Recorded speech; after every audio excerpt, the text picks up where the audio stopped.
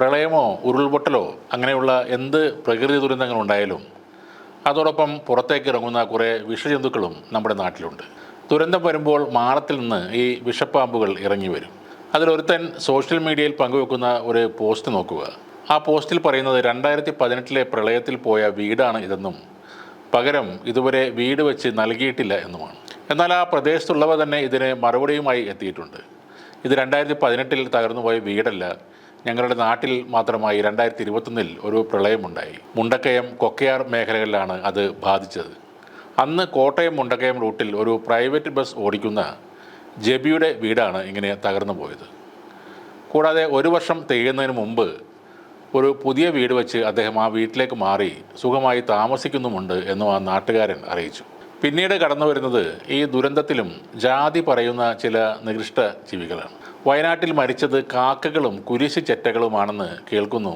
നമ്മുടെ ആളുകൾ അവിടെ കുറവാണോ എന്നാണ് ഒരുത്തൻ ചോദിക്കുന്നത്. ആ ചോദ്യത്തിൽ നിന്ന് തന്നെ നമുക്ക് ആളെ മനസ്സിലാക്കാം. അതിനെ കയ്യിൽ ചരടോ നെറ്റിയിൽ കുറിയോ ഒന്നും ഇടേണ്ട ആവശ്യമില്ല. കേരളം കണ്ട മോശമല്ലാത്ത ഒരു വിഷവാഹിനി അംബിക എസ് നായരാണ് അടുത്ത അഭിപ്രായം പറയുന്നത്. പെറ്റുകൂട്ടി ജനസംഖ്യ വർദ്ധിപ്പിക്കാൻ ശ്രമിച്ചാൽ പ്രകൃതി അതിനെ നിയന്ത്രിക്കും എന്നാണ് ഈ തീവ്ര ഹിന്ദുത്വവാദി പറയുന്നത്.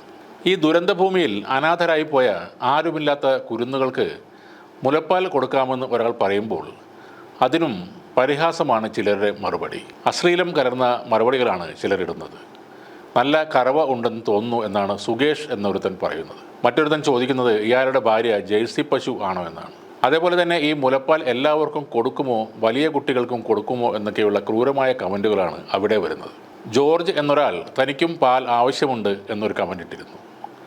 എന്തായാലും ജോർജ് ഏട്ടനെ നാട്ടുകാർ തേടിപ്പിടിച്ച് നല്ല രീതിയിൽ, അതായത് ആവശ്യത്തിലും കൂടുതൽ കൊടുത്തതായാണ് അറിയുന്നത്. മറ്റൊരു കൂട്ടർ മുഖ്യമന്ത്രിയുടെ ദുരിതാശ്വാസ ഫണ്ടിലേക്ക് ഒരൊറ്റ പൈസ പോലും കൊടുക്കരുത് എന്ന് പറയുന്നവരാണ്. എന്തായാലും അങ്ങനെ വിദ്വേഷ പ്രചാരണം നടത്തിയ മറുനാടൻ മലയാളിക്കെതിരെയും പന്തളത്തെ സംഘി ശ്രീജിത്തിനെതിരെയും കേസെടുത്തിട്ടുണ്ട്. മറ്റൊരു കാര്യം, നേരത്തെ തന്നെ ആടുകളെ വിറ്റ് മുഖ്യമന്ത്രിയുടെ ഫണ്ടിലേക്ക് സംഭാവന നൽകിയ സുബൈദ ഇപ്രാവശ്യവും തൻ്റെ ചായക്കടയിൽ നിന്നും കിട്ടിയ വരുമാനത്തിൽ നിന്നും ഒരു തുക വീണ്ടും സംഭാവന നൽകിയിട്ടുണ്ട് എന്നതാണ്. ഷാജനും സംഖ്യകളും കരയുന്നത് പോലെ ഉഴവൂർ വിജയൻ്റെ കുടുംബത്തിന് ദുരിതാശ്വാസ നിധി വഴി ധനസഹായം നൽകിയിട്ടുണ്ട് എന്ന കാര്യം സത്യമാണ്.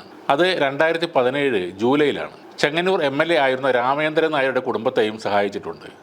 അത് 2018 ഫെബ്രുവരിയിലാണ്. ഇത് രണ്ടും പ്രളയ ദുരിതാശ്വാസത്തിനായി സമാഹരിച്ച തുകയിൽ നിന്നല്ല. CMDRFിൽ നിന്നും ഓരോ വർഷവും ബഡ്ജറ്റ് വഴി അലോക്കേഷനുണ്ട്. അതിൽ നിന്നാണ് ഇത് കൊടുത്തിട്ടുള്ളത്. ഈ സർക്കാർ അധികാരത്തിൽ വന്നതിന് ശേഷം 1700 കോടിയിൽ പരം രൂപ CMDRFിൽ നിന്ന് ധനസഹായം നൽകിയിട്ടുണ്ട്.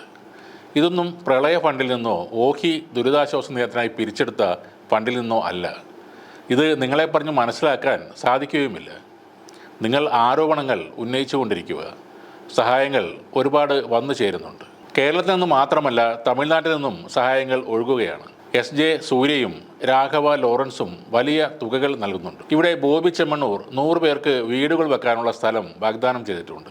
ശ്രീജിത്ത് പന്തളവും മറുനാടൻ ഷാജനും അഖിൽ മാരാരുമൊക്കെ ഏതൊക്കെ രീതിയിൽ അപവാദ പ്രചരണങ്ങൾ നടത്തിയാലും ഈ ദുരന്തത്തെയും നമ്മൾ മറികടക്കും. അതാണ് ഈ കഴിഞ്ഞ ദിവസങ്ങളിൽ കേരള ജനത കാണിച്ചു തരുന്ന മാതൃക.